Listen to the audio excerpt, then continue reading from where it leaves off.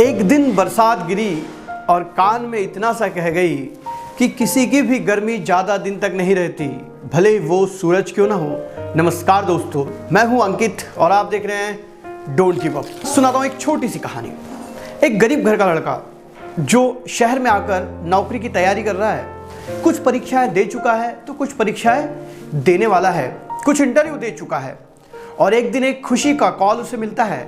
उसको एक शहर में इंटरव्यू के लिए बुलाया जाता है और उसे उस शहर में इंटरव्यू के लिए जाना होता है। लेकिन जब वो अपने घर में चेक करता है तो उसके पास मात्र 50 रुपये निकलते हैं। पढ़ाई का खर्चा, घर का खर्चा, गरीब का लड़का। वो 50 रुपये में शहर तो नहीं पहुंच सकता, दोस्त भाइयों से भी नहीं मांग सकता, क्योंकि ऑलरेडी उसने दोस्त भाइयों से पैसे मांग रखे हैं। क्या सोचेंगे वो लोग। इस प्रकार वो 50 रुपये लेकर बस स्टैंड पहुंच जाता है। उसे लगता है कोई ना कोई उसकी मदद जरूर कर देगा। बस स्टैंड पे जाने के बाद वो यहाँ वहाँ भटकते रहता है, लेकिन उसकी मदद करने वाला उसे कोई नहीं मिलता। उदास मन सा वो लड़का बस स्टैंड से बाहर निकलता है। बस स्टैंड से बाहर निकलने के बाद देखता है तो सामने मंदिर रहता है। वो मंदिर की सीढ़ियों पे चढ़ता है और भगवान के पास जाता है और भगवान से प्रार्थना करता है कि हे भगवान, मेरी जिंदगी में अच्छे दिन कब आएंगे, अब तू ही मेरी मदद कर सकता है।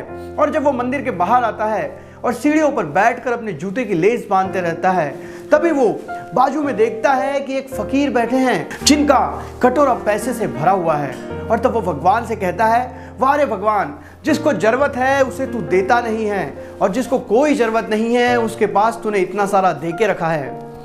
ये सारी बातें वो फकीर सुनता है और उस लड़के से कहता है, कहो क्या प्रॉब्लम है, मैं तुम्हारी कुछ मदद कर दूं।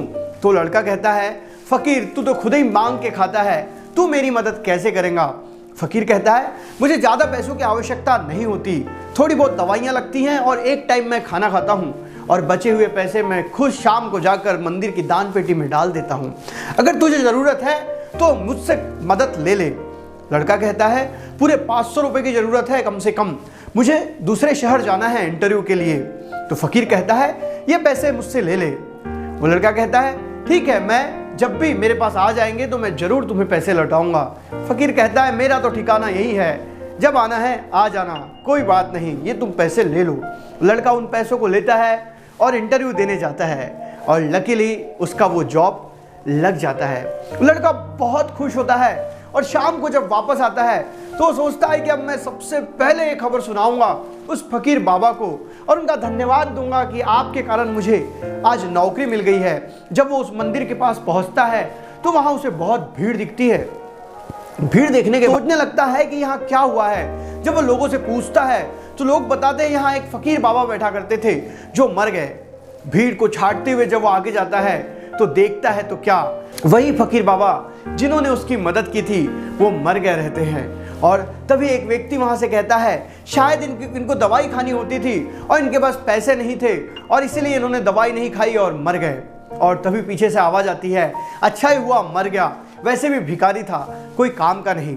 ये सारी बातें वो लड़का सुनते रहता है और भगवान से कहता है, वाह रे भगवान, तूने किसी और के द्वारा मेरी मदद करवा दी और मेरी मदद के लिए किसी व्यक्ति ने अपनी जान तक दे दी। और वो अंदर के अंदर दुखी भी होता है। दोस्तों, छोटी सी कहानी, लेकिन ये कहानी हमें बताती है कि हम जिंदगी में जब बहुत थक जाते हैं, बहुत हार जाते हैं, तो हमने भगवान पे भरोसा रखना चाहिए। कहीं ना कहीं से भगवान अपने रूप में किसी ना किसी को भेज ही देता है। और दूसरी बात, हमें हमेशा किसी ना किसी की मदद करते रहना चाहिए। हो सकता है कि आपको भगवान के रूप में भगवान किसी और के पास भेज दे, जिस प्रकार से वो फकीर भगवान के रूप में उस लड़के से मिला। कहानी अगर अच्छी लगी है तो वीडियो को लाइक करें। मैं इस चैनल पे रोज एक नई कहानी के साथ आता हूं। तब तक के लिए अलविदा, जय हिंद, वंदे मातरम।